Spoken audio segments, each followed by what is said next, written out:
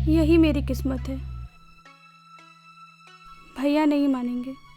नहीं विद्या, देखो मुझे लगता है कि अगर तुम आगे पढ़ना चाहती हो तो ये पढ़ाई तुम्हारा हक है, और ये हक तुमसे कोई कैसे छीन सकता है।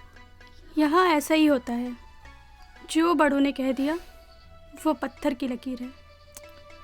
नहीं विद्या, मुझे लगता है तुम्हें अपने भैया से बात करनी चाहिए।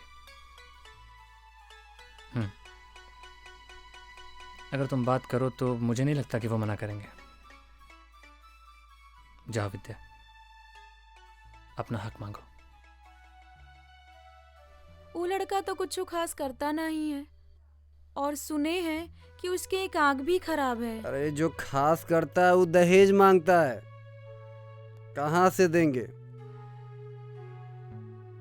इसी खास के चक्कर में 8-10 जगह से रिश्ता कट गया, पर ई बार रिश्ता नहीं कटने देंगे। बस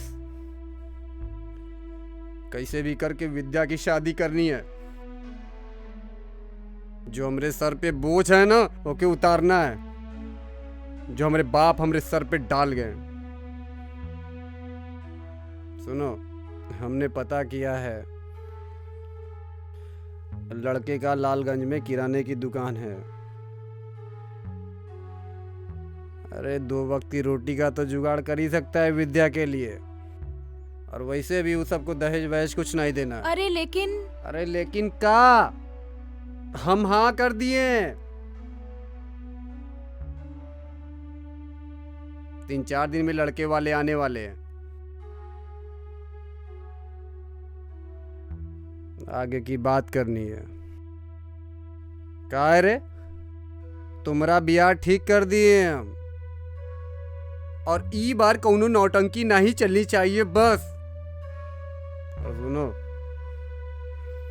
थोड़ा एक कायदा सिखा दो, कैसे रहना है, कैसे बतियाना है।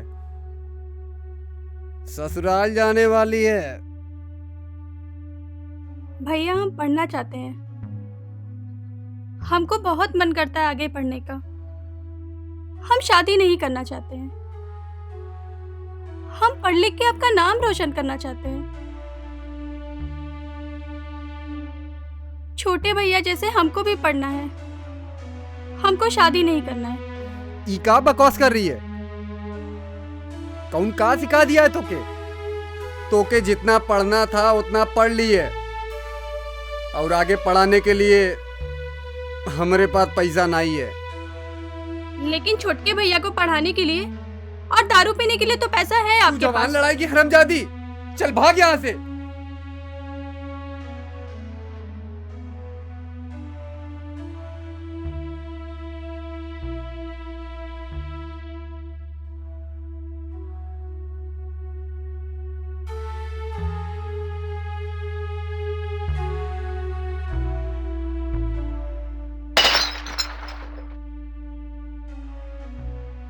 ये सब हम 3 साल से जुटा रहे थे, 1-1 2-2 रुपया करके अपने सपने के लिए।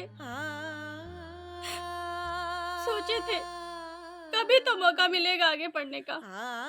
आपके पास भले ही हमारे लिए पैसा नहीं है, लेकिन हम अपने ही पैसे से पढ़ेंगे। लेकिन अब वो सपना भी पूरा नहीं हो सका।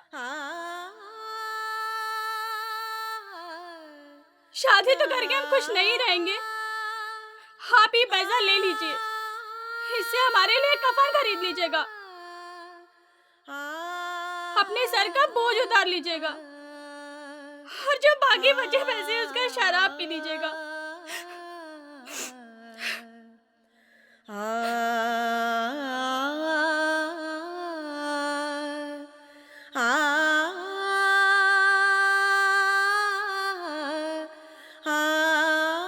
पगलाए हुए तो हम अब तक थे सरपंच जी, अब जाके होश आया है। आज पूरे गांव के सामने हम ई कसम खा के कहते हैं कि शराब को हम हाथ तक नहीं लगाएंगे, और अपने बहन को और आगे पढ़ाएंगे। जहां तक ई पढ़ना चाहे उतना पढ़ाएंगे। सुनो रे गांव वालों, तुम भी अपनी बहन बिटिया को आगे पढ़ाओ। कसम से आज के बाद हमने शराब को हाथ तक लगाया तो आप लोगों का जूता हमरा सर रहेगा।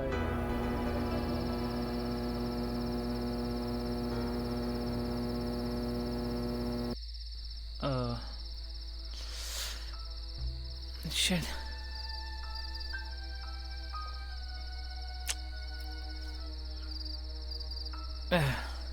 I really love you Ram. देखो बहुत हिम्मत करके आज बोल रही हूँ, प्लीज प्लीज मना मत करना। चलो जितना टाइम चाहिए ले लो, पर प्लीज हाँ कर देना यार। अच्छा छोड़ो, मैंने सुना है कि कोई फिल्म मेकर यहाँ आया हुआ। तुम्हें तो पता होगा ना, कहाँ रुका है वो? देखो मैंने उसका इंटरव्यू कर लिया तो मजा आ जाएगा यार। प्लीज बता दो, मुझे पता है तुम झूठ नहीं बोलोगे। ओके मत बताओ, मैं खुद ही पता कर लूंगी। Okay bye, good night. Oh shit. Oh. Excuse me, Matthew Parasar? Yeah. तो आप यहाँ फिल्म बनाने आए? Oh yeah, the same Hind Swaraj movie. And you? Do you live here? No, actually मैं न्यूज़ रिपोर्टर हूँ। मम्मा पापा चाहते थे कि मैं न्यूज़ रिपोर्टर बनूँ, लेकिन मेरा ड्रीम था कि मैं एक्ट्रेस बनूँ। पर मॉम डैड ने अलाउ नहीं किया मुंबई जाने को। पर पता चला कि बनारस में आपकी फिल्म का ऑडिशन है, तो सोचा कि मैं भी एक चांस मार लूं। पर उस दिन आपने मुझे ऐसा डांटा कि मेरी तो पहली बार में ही सारी you know I'm sorry. that I decided to stick with my news reporting job. Well, news reporter is very nice. Okay, bye.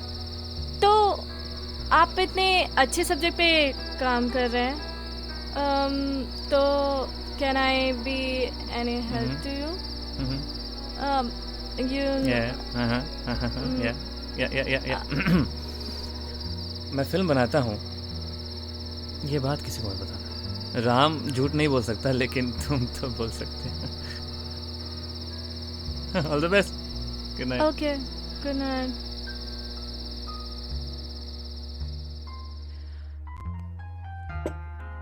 ओह, तमन्ना जी को तो आपका इंटरव्यू लेने का मौका नहीं मिला, लेकिन मुझे मिल गया। Thank you so much my pleasure. And all the best for your future. Thank you very much.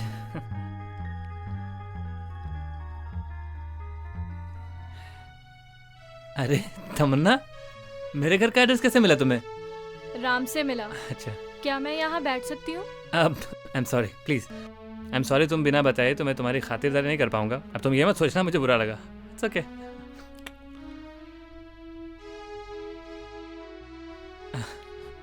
मैं मजाक कर रहा था। क्या लोगे, चाय, कॉफी, कोल्ड ड्रिंक? कुछ नहीं।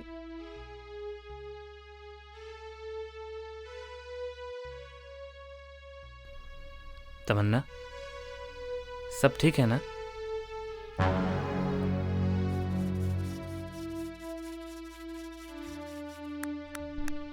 एक्सक्यूज मी, वो फिल्म मेकर मैथ्यू परासर कहाँ है? हमको खुद नहीं पता चला, भोरे ही भोरे निकल गए। बनारस पहुंच के फोन किए थे, कहे थे कि फिल्म में काम देंगे। हम इसीलिए जो जो बोले हम वो किए। हम एकदम रोलवा के लिए हम एकदम फिल्म वाले का ना कोनो भरोसा नहीं करना चाहिए। खैर कोई बात नहीं।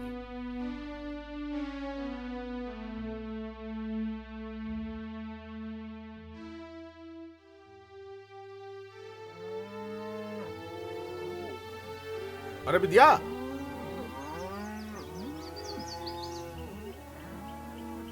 अरे वो मिथुन सर गए। सॉरी। ये मुझे कुछ समझ में नहीं आया। समझना क्या है, उसे मैटर चाहिए था फिल्म के लिए, मैटर मिल गया, चला गया, बस। Forget it. तो तुमने क्या सोचा है? किस बारे में? हमारे बारे में। हमारे बारे में? देखो तमन्ना, जिस रास्ते पर मैं चल रहा हूँ वो बहुत मुश्किल है। पिछले 3 साल से मैं तुम्हें जानती हूँ और तुमने जो गांव के लिए किया है उसे देखते हुए आई थिंक कि मैं रेडी हूँ तुम्हारे साथ चलने के लिए। एक बार फिर सोच लो तमन्ना। एक बार सोच लिया है, दोबारा सोचने की जरूरत नहीं। तो क्या क्या है तुम्हारा अगला मिशन? मैं इस गांव में एजुकेशन सिस्टम को बदलना चाहता हूँ। यू नो कितना करप्शन है, और उसके अलावा बेसिक एजुकेशन में भी बदलाव लाना ज़रूरी है। मैं तो चाहता हूँ पूरे देश का एजुकेशन सिस्टम बदला जाए, क्योंकि मैं देख सकता हूँ जिस धर्रे पर हम लोग चल रहे हैं भविष्य में क्या हल होने वाला है भारत का।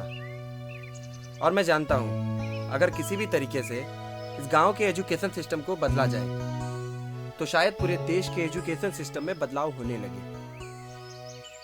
लेकिन मुझे ये समझ में नहीं आ रहा है कि किससे बात करें, कहाँ जाएं, शुरुआत कहाँ से करें। उन्हीं लोगों से बात करो जिनके हाथों में है ये सब कुछ। Let's talk to them. देखो भैया, नहीं हो सकता है, काहे माथा लड़ा रहे हो यार? हो सकता है प्रिंसिपल साहब, पर पता नहीं आजकल लोग अच्छा चाहते ही नहीं। हम खुद का ही नुकसान किए जा रहे हैं और उसी में खुश हैं। अब इसमें हमारा क्या नुकसान है? अच्छा, आपके पास पैसे बहुत हैं, इज्जत कितनी है और कहाँ है? बस इसी हॉल में, इन्हीं चंद लोगों के सामने। और कल को आप प्रिंसिपल नहीं होंगे, कॉलेज की पावर आपके हाथ में नहीं होगी, तो क्या अर्जुन जी आपको फिर भी पूछेंगे? और अगर कल को अर्जुन जी का सारा पैसा खत्म हो गया तो आप खुद उन्हें नहीं पूछेंगे। आप कॉलेज के प्रिंसिपल हैं, आपको पता भी है प्रिंसिपल का मतलब क्या होता है? देखिए, सच्चाई यही है। इस गांव के हर एक इंसान के दिल में देखिए, उसके दिल में आप बस एक ऐसे इंसान हैं जो 200-300 रुपए लेकर के डिग्री बेचता है। तमन्ना, बस आराम से। मैडम, बात तो आप सही कह रही हैं, काफी रिसर्च किया है लग रहा है आपने। लेकिन जरा हमारी बात पे ध्यान दीजिए। आज हर कोई अपने बच्चों को महंगे कॉलेज में नहीं पढ़ा सकता, और हर लड़का इतना तेज नहीं हो सकता कि सस्ते कॉलेज में पढ़ करके अच्छे नंबर लाए और स्कॉलरशिप पाए। हर किसी को नौकरी चाहिए, डिग्री चाहिए।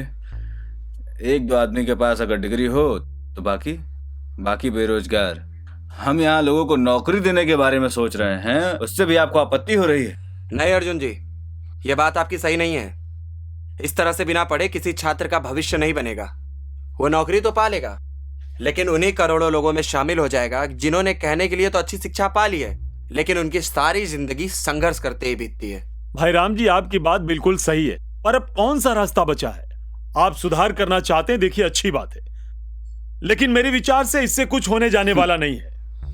सदियों से पवित्र गंगा जल लगातार जाकर समंदर में गिर रहा है, उससे समंदर का जल पवित्र नहीं हो गया। कुछ चीजें ऐसी हैं जो कभी भी नहीं बदलती। सब कुछ बदल सकता है अर्जुन जी। एक वक्त था जब इलेक्ट्रिक बल्ब के बारे में कोई सोच भी नहीं सकता था। आसमान में जाना तो बस एक सपने जैसा लगता था, लेकिन वो सब चीजें संभव हुई।